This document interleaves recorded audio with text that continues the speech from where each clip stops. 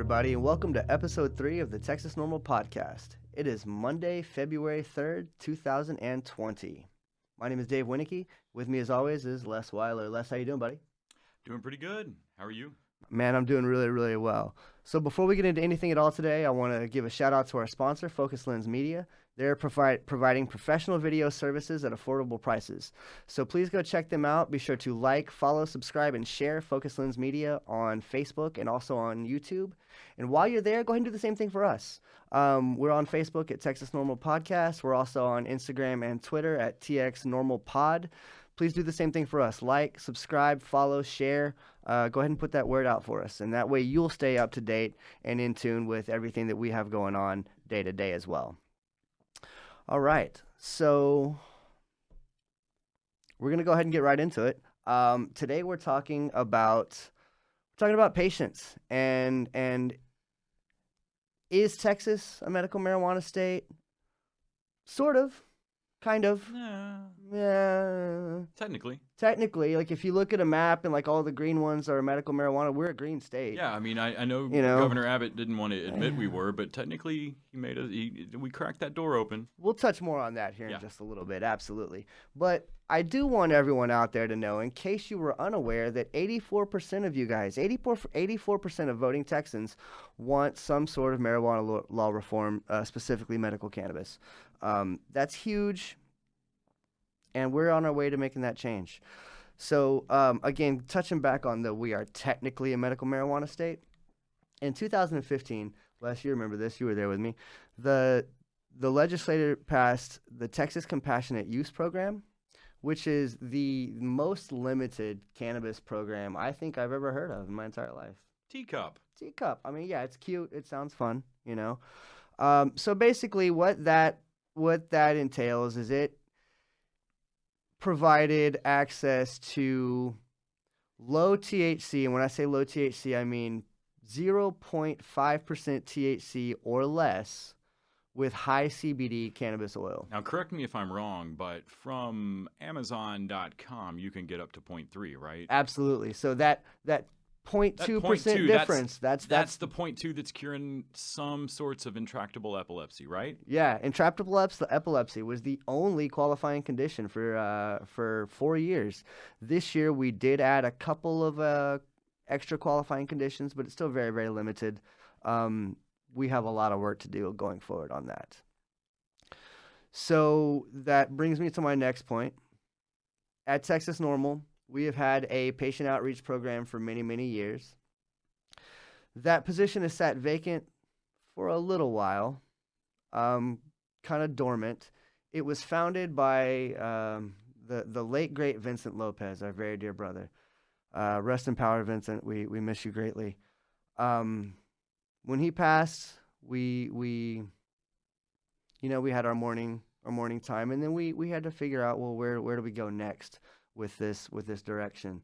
And that leads me to our guest, who is Texas NORML's Director of Patient Outreach, Akila Wienecke. How you doing? I'm doing well, honey. How are you? I'm doing well. Thanks for being here today. Of course.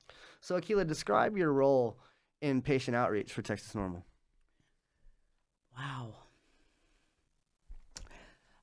Essentially, I'd say it's not just one role in particular. I see myself in a variety of places doing a lot of wearing a lot of hats, if you will, so to speak, in regards to into patient care and in patient outreach. I see myself as a leader. I see myself as someone who's a motivator. I see myself as someone who is able to have a conversation about medical cannabis and its benefits. Softening walls, making connections and conversations about the benefits and clearing away a lot of propaganda and reefer madness. Yeah. So I see myself as also a person that has a lot of compassion and a lot invested in patients and their access and their abilities to have in our state. Nice. I get that. How did you come to take on this work, and what has been for you the most fulfilling? Man, okay.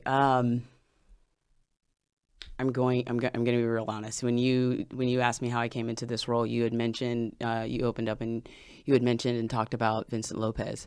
In 2015, there was an event where the Texas NORML got together to do some fellowship and some congregation and just kind of connect as a community. And I had an opportunity to go to that event. And at that event was Vincent Lopez.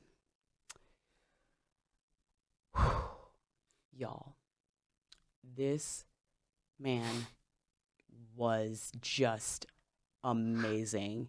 He was someone who was a medical patient himself. He had multiple MS, and he was wheelchair bound.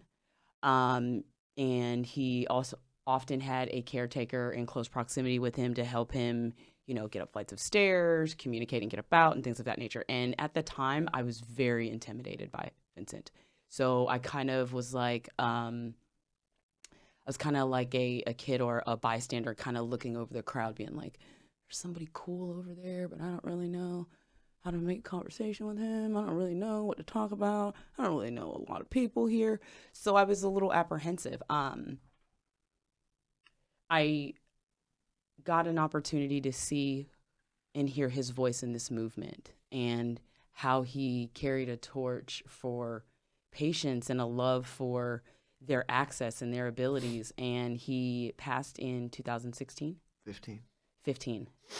When he passed in 2015, as you had also stated previously before, there was a kind of a gap there. There was a hole there. I'm someone that came from a medical background, and I wasn't quite sure what I wanted to do in regards to patient care and patient outreach and bringing people to the conversation, and that patients had representation at the table.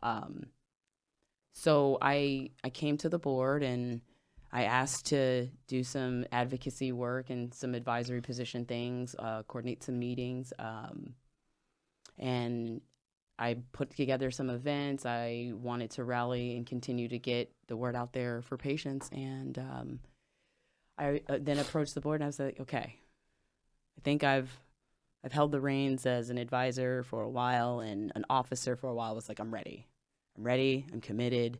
The next session's coming up. We're doing some great work. Now it's time to empower and bring in some more patients and educate some more. I like that. So as somebody who has dealt with personal experience with addiction, how do you see cannabis benefiting populations that are stricken with opioid addiction or just other pharmaceutical dependencies in general?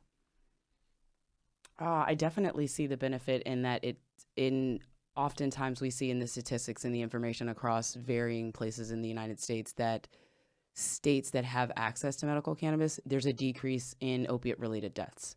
There's a decrease in lives negatively impacted by opiate-related things. I also feel as though if one of the things that is a benefit by normalizing the conversation, normalizing that even what we consider as recreational use, it all has medicinal value. As we begin to become more comfortable with having conversations about the healing properties of cannabis, then we can remove the stigma around it and start having conversations that says, hey, if we create an avenue for positive conversation around cannabis, we don't need the pharmaceutical companies to make things like Suboxone and Narconon and more opiates, because people would have access to something that's safe, something that's regulated, something that they know this is not going to harm me. I'm glad you touched on the stigma and wanting to change that dialogue around cannabis, because I actually wanted to ask you, what do you feel like the biggest burden of the social stigma on patients who want to use cannabis?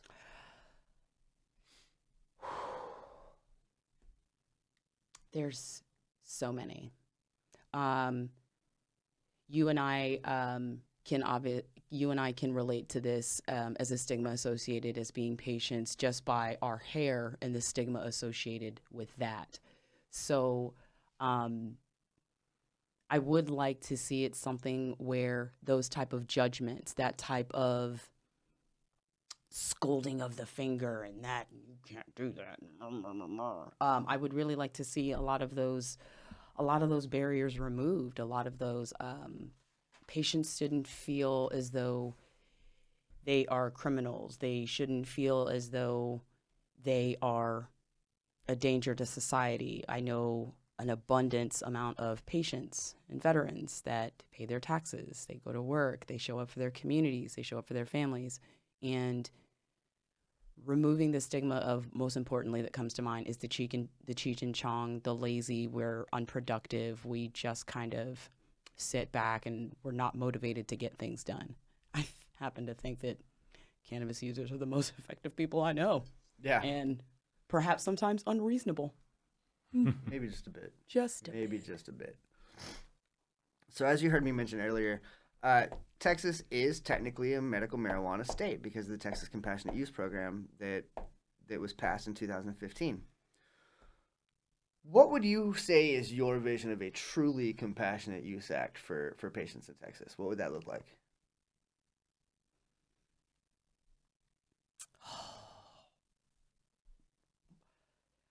My inner child is screaming, whole plant! Or, you know, my inner human is screaming whole plant is what I would love to see as a vision for the compassionate use program that we have implemented in Texas. I would love to see it add full decriminalization. I would like to see it also add protection for patients, caregivers, providers. For it, again, it goes back, leading back to the conversation of smashing the stigmas around it, having doctors being able to have open conversations where they acknowledge the endocannabinoid system. They acknowledge that this is something that is a plant that works well with our bodies, that this is on a variety of scales beneficial. Yeah. Yeah, I would love to see cannabis recommendations flowing from doctors' offices and conversations like Oprah giving away cars or schools. Yeah. You get a recommendation for cannabis. You get a recommendation for cannabis. Everyone gets a recommendation. Yes, please. Yeah, absolutely. Yeah, I personally, I just want more Texans to know that just north of the border in a state that we routinely mock, they have one of the best medical cannabis programs in the country. Oklahoma is tearing it up. And that's literally any direction you leave the state plus Mexico. I mean, there's nobody that borders us that doesn't have a more thorough medical cannabis program, and it's just because Texas legislators don't think Texans can handle it, I guess. I don't know. Yeah. But yeah, I mean, we'd all love to see home grow and whole plant and these things just kind of run headlong into the realities of the legislature. But yeah, Texans should really. I'm hoping that on this podcast we can have some folks on to explain to us the Oklahoma medical program and how Okies are responsible enough to handle this plant. If there's any listeners from Oklahoma who would like to be a part of our show and share some insight with us, please reach out to us at podcast@texasnormal.org. We'd love to hear from you. I'm going to make myself a note to reach out to whatever NORML chapter is in Oklahoma and be like, hey, can we talk about your legislative process? Can we talk about your bills? Can we talk? Mm-hmm. So, Akila, I do want to know, what impact do you hope that patients will have in the next legislative session here in Texas? Wow.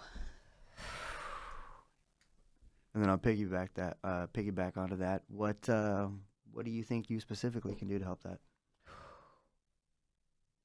No pressure. Yeah, not at all. Not at all. Go. Right, and go. We're dancing. Solve Texas, Akila. Right, and go. Figure it out. What I would really like to see happen in the next legislative session